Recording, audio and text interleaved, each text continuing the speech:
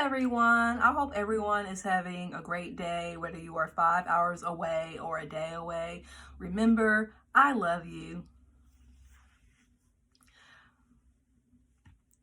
This past weekend has been utterly ridiculous and scandalous as fuck.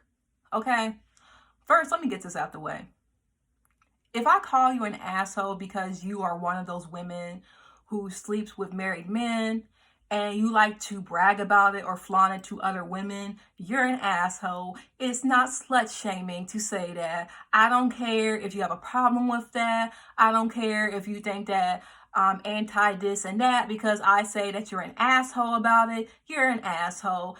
And I think a lot of women try to masquerade as these feminists that want to say men are trash, but then turn around and gloat about how they fuck married men and how these men treat them better and how you're friends with these men and how you're laughing with these men that are cheating on their wives or girlfriends. But yeah, you claim to empower women when to me it seems as if you are empowering men that cheat and abuse their partners. That's neither here nor there. Here's the thing. I get people are misogynistic, I get people slut shame, and I get people are whorephobic. And a lot of wives harass sex workers because husbands oftentimes pursue sex workers. I believe husbands are the top clients of sex workers. Okay, yes. But my thing is, I'm not going to laugh about someone getting cheated on or getting abused or mistreated just because I don't like that person. It's the same thing as you finding out that a woman that was very nasty to you is getting beat by her husband. You wouldn't laugh at that. I consider cheating to be a form of abuse. I mean, I do believe in karma. I do believe if you're sitting here shitting on other women and then it happens to you, I get that. But when it comes to something as extreme as cheating or being physically abused, I take that very, very seriously. And I just don't like how certain women of a certain class and privilege sit up here and laugh about women losing their husbands or sleeping with women or sleeping with men who have wives and then laughing about it. And a lot of these women are unsuspecting. They don't even know. And then when people call you out on it, oh, you're slut shaming or you're anti-sex work and you don't support sex workers. I'm like, no. How are you going to say that about anybody that you don't know just because they say that a person's attitude about women and wives who deal with shitty husbands is mean-spirited and callous? And you want to sit up here and call me insecure as a non-black woman at that, when I already settled the whole conversation with my mutuals and I'm like laughing about it, and here you come starting more shit and saying, well, you're just insecure. First of all, you don't know me. And I feel like it's racially loaded to look at a visibly black woman speaking about a lighter skinned biracial woman who is bragging about being around cheating husbands and saying how fun they are to be around and calling her insecure. I think to me, and it may not have been intended that way. I don't know about the woman. I mean, she generally seems cool, but I just feel like that was a little bit microaggressive in a way. Like when you are a light-skinned woman of color coming at like a brown or darker skinned woman and you're trying to call her insecure because here you are bragging about sleeping with married men or men in relationships. And I feel like a lot of the women that you are mocking are probably not conventionally attractive. They probably are not light skinned or they probably are not very thin. And I feel like you're directing your frustration towards those women more so than men who abuse sex workers, who rape sex workers, who stalk sex workers. But it just seems like a lot of your posts are about petty things like women being bitches. Now, if you want to talk about how women are just as bad, if not more, than the clients that you deal with, I mean, I can't tell you what to talk about. But if I say that somebody's being a fucking asshole about it, and then you want to come here and saying that I'm slut shaming and I'm being ableist. No, you just being dishonest and you're projecting. Because ain't nothing ableist about me saying that it's incompetent for you to be hired to do one thing and then for you to do another, basically deceiving somebody that hires somebody because I'm thinking, okay, you're going to strip, you are a dancer, you're an entertainer, and then say, oh, well, I'm a full sex worker, so I did my job. When to me, it sounds like the person who hired you was being deceptive, right? And you cool with that, that's fine. But I'm trying to understand, if I hire somebody to be a stripper and then you do a full service, I'm not understanding, because I'm not sure if the wife was involved, because a lot of times when it comes to bachelor parties or bachelorette parties, the spouse or the bride or the groom have some type of consent behind it, like what can go on, if they can hire a stripper or not. In my opinion, I would hire a stripper for myself, but I mean, I'm not really into all that touching and grinding. For men, I mean, if they want a stripper, that's fine. Cool. But if I say your wording was callous, and you ain't going to try to manipulate me into saying otherwise, and then when I delete the tweet because you didn't like the way I worded it, then you want to try to sit here and bring up about how I deleted it. Yeah, I deleted it because you already said you didn't like the wording. You already said that you didn't like that I said that you let them eat you out.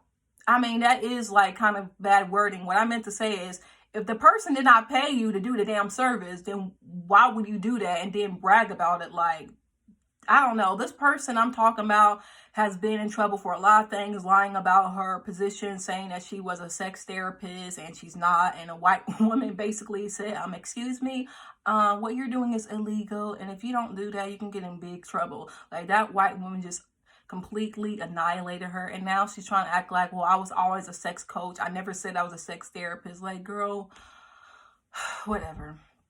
But that's just what I want to say. Like, that person like blocked me over it, and I'm like, okay, well, you totally just wanted to fucking block me anyway, because I already explained to you why I had a problem with the tweet, and you was trying to say some other shit about how I'm ableist and how I'm slut shaming somebody, when nothing ableist or slut shaming came out of my mouth, and nor was I thinking about that.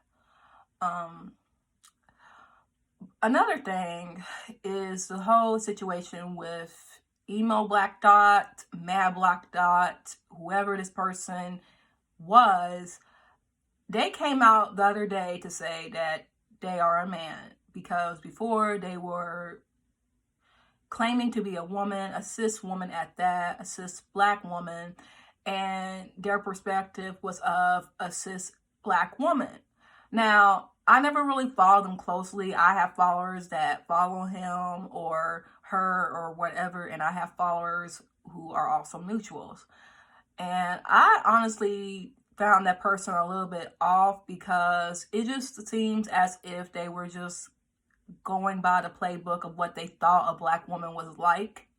It was always, okay, I like this particular artist. Like, whenever black women would get on Twitter to collectively express praise for an artist, whether it be SZA, Ariana Grande, Demi Lovato, who else, Kalani, or a lot of bisexual women and men, this person would suddenly say, okay, I stand, girl, and all of that. And I thought that was weird. And then when we would talk about skincare, the person would suddenly say, oh my God, you know, I'm reminding people to take care of their skin and drink a lot of water. So it just seemed like very performative, and it just seemed as if they were just trying to imitate how a lot of black girls talk in general, but into a commodified platform like MadBlackThot that had over 100,000 followers. And celebrities like Kalani acknowledged that account, which I feel like, Kalani, you followed an account that, one, you never even saw their picture. You didn't even know what they looked like. But you followed that account just because it had a lot of clout. So I'm figuring, you could have followed a lot of regular black women that talked about the same thing, but you followed this account with a lot of followers, and now you're on Instagram saying how the person owes it to their followers to tell the truth and to not exploit them anymore and to stop being opportunists, when you have yet to acknowledge you're dating a colorist and a homophobe, even though you claim to support your dark-skinned female fans and your contemporaries. So I'm not understanding why you want to get into this situation as if you care about people when you're clearly selfish just like the rest. But basically, the person that was masquerading as EmoBlackThot / MadBlackThot is named Isaiah, and he is a cis light-skinned black man, and I believe that he is bisexual, but he was nonetheless pretending to be a black woman for followers and clout. And people are saying that he's been around since 2012 as a Stan account. I didn't really see him pop up until 2014 when he started basically talking about things that black women in general talk about online, such as police brutality, Black Lives Matter, colorism, the issues that black women face, desirability politics, just having fun with music, talking about people they liked. So it was basically just an account to be serious about issues that black women go through, but they also talked about people and shows that they stand. So I didn't have a problem with that at the time, but it wasn't until around 2017 when I just noticed how I think it changed. It really did. And I think maybe originally they were a woman, or I don't know. People think that originally they were a woman, but around 2017, I just noticed how they began to change and how it just seemed more performative and more mechanical with the stuff that they tweeted. It was as if they were tweeting things that they expected us to see. And I just felt it was disingenuous. So 2017 on Twitter was the time where they were coming for TweetDecks, which were accounts that retweet people and then they retweet that person and then they get a lot of retweets off of that, and they often buy their followers and they sell accounts to one another. And I was saying how I believe EmoBlackThot was a TweetDeck just because it just seemed very disingenuous. And now it was claiming to be bisexual when before it didn't say anything about being bisexual, but it just seemed as if once a lot of us came out as bi, and a lot of us are people who do receive a lot of retweets and do get followers from those that are verified or those who have more followers, because I have a lot of big accounts that follow me, even though I don't have that big of a following. I do get a lot of retweets from big accounts, and I just noticed when I and others were talking about their bisexuality at the time when I came out officially, then it seemed as if that person decided to come out as well. And I understand that maybe people feel as if because this person came out, they can feel comfortable to come out. But since I didn't know what this person looked like and I never seen their face, I thought it was disingenuous. Now, I believe earlier this year, I had mutuals that said they met this person, that they saw this person before, and that there was no way they were fake, and that they vouched for this person and said that they were indeed a black woman. So that's when I refollowed them on my new account, because they had actually blocked me on my old account because I figured they were stealing tweets and being a TweetDeck. So I had blocked them, and I guess they found out and blocked me back. But then once I figured that they were actually who they said they were, I felt bad and I refollowed them on my new account. Now, Friday, we find out that this person exposed themselves because they wanted a career, which I thought that was the stupidest thing for anyone to ever do, to expose themselves just for a career. Okay? And it seemed very opportunist, as other people said. And a lot of people are now disappointed and shocked because a lot of people were mutuals with this person, and there were group chats where certain people were sending nudes to be gassed and to be uplifted because of body positivity and being victims of sexual assault, survivors of rape, people who dealt with fat phobia or ableism were sending nudes to one another so they can just be uplifted and feel comfortable with their skin and bodies, and they believed that it was full of women. And to find out that a man who is attracted to women was in the group chat, it made a lot of people very uneasy. And the fact that this is a bisexual man, I mean, if he were gay, then they would still be weird. But the fact that this is a bisexual man who is presumably attracted to women, and women are sending nudes to a person who they believe is another woman, but no, it's a bisexual man or it's a straight man. yes, that would make a lot of people very uncomfortable, and a lot of people were very upset about it. And originally, people were actually excited to find out that he was attractive. And I assumed, I didn't really know the extent of Mad Black, EmoBlackThot. I thought that this was someone who used feminine pronouns, but didn't actually say that they were a black woman. You know, because I know a lot of gay black men who use feminine pronouns. But they said no, he was saying that he was cis, that he was having periods, that he had a disease that cis women typically have. And he just pretty much bamboozled a lot of people.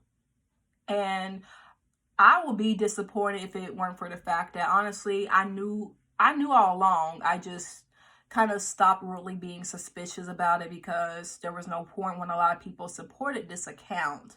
But I'm just more so disappointed that we have people today that use black women's identity to get a come up. People started their platform abusing black women, being misogynistic, being colorist, being texturist, talking shit about black women, and now they get opportunities for pretending to be a black woman or pretending to care about black women just so they can get access to celebrities, so they can get an interview in a magazine like Paper Magazine, which is a very popular magazine for contemporary hip-hop, R&B, and pop stars. Tanashi has been interviewed, I believe Megan Thee Stallion has been interviewed, and this cis black man gets an interview for pretending to be a black woman and using our experience as some type of joke, basically. And not only that, the person was saying they were dark skinned. They said that they had 4C hair. They said that they experienced colorism. And I find that to be completely weird for you to not only say that you were a black woman, but for you to pretend to be a bisexual black woman, to pretend to be a dark-skinned black woman, and to pretend to be a bisexual dark-skinned black woman with 4C hair. It appears as if you see oppression as a joke and you're manipulating people's trauma and insecurities for your come up, because you know that there are a lot of queer dark-skinned black women or black women with 4C hair that have expressed their insecurities and their experiences with colorism or texturism or what you call hairism, where people discriminate against people based off of the texture of their hair and also the length of their hair. And you're basically saying, people really go through this. This is a real experience and I can use this to my advantage. I don't like that at all. And as I said, I'm not angry. I'm not disgusted. I'm not furious. I'm just disappointed that this person let a lot of people down. And there are a couple people who knew about it, and people are saying, well, you knew and you didn't tell anybody. I'm not really blaming them for that, because if I find out that a person I thought was a woman or a man lied to me the entire time, I wouldn't know what to do with this information, because I developed a relationship with them thinking that they were a whole other person, and they only knew for a couple of weeks. So I'm not mad that they didn't come out and say this person is fake, because I feel like they didn't want to be messy. I feel like they didn't want to ruin a relationship that they already built. So I'm not really blaming them for that. What I have a problem with is that people are being disingenuous and pretending as if they are so shocked and this is news to them, when I feel like a lot of people that have over 6,000 followers were in cahoots with this person, whether they knew or not, whether they are women or men. I feel as if a lot of big accounts or verified accounts are exploitative as hell. Do I think it's everybody that's like that? No, because I follow big accounts who are genuine people. But to see people come out as surprised and so shocked, and I'm thinking, well, didn't you say you knew this person? Didn't you say you met this person? And now you're saying that you had no idea and now you're shocked? I don't believe that. I don't really believe it. And people are upset with me because I called out a person for basically trying to get involved in this as if she had no idea what was going on, or that she was so shocked, when I feel like she's just doing this to be opportunist so she can get retweets and follows from this, because she does this all the time where she still tweets from others and then she'll try to make you out to be stupid or like you don't know what you're talking about, because no one can tell her right from wrong. And me and this person actually fell out. And she even said that Mad Black, EmoBlackThot was a real person because she knew them for 5 years. So when I said, oh, really? Okay, so I guess they're good people because I thought they were fake. She never actually answered me when I said that. I asked, so this person is legit, they're cool people. I didn't get an answer from that. But I'm saying that this person apparently claims to have had no idea that this person was faking it, when I could have sworn they said that they met this person and that they were for certain sure that they were black, okay? And they were going up for this person, and now they're acting as if they're so shocked because everybody else is shocked. And I feel a lot of people are only doing this because their ringleader got caught. And I don't think that everybody that is apologizing is doing it to be performative, but I do think a lot of people do need to hold themselves accountable for basically letting this person scam a lot of people. I mean, people were sending this person money believing that they were a black woman that needed help, believing that they were a dark-skinned bisexual black woman who was going through a lot of issues with colorism on campus, racism at a PWI, possibly sexual abuse. And I'm not going to say that the person is lying about sexual abuse. That's where I draw the line with that.